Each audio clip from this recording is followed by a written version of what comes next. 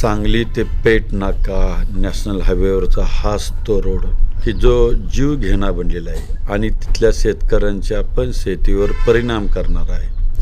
पण माझ्या व्हिडिओची दखल घेऊन PWD नॅशनल हायवेने हा रस्ता करण्याचं नियोजन केलेलं आहे.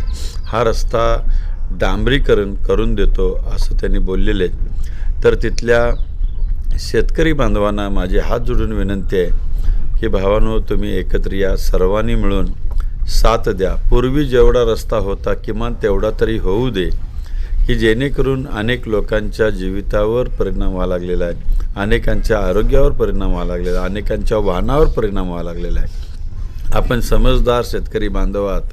आपणाला माझी विनंती आहे की पूर्वी होता तेवढा तरी रस्ता फक्त इथं डांबरीकरण करण्यास विरोध करू नका अशी मी तुम्हाला हात जोडून विनंती करतोय.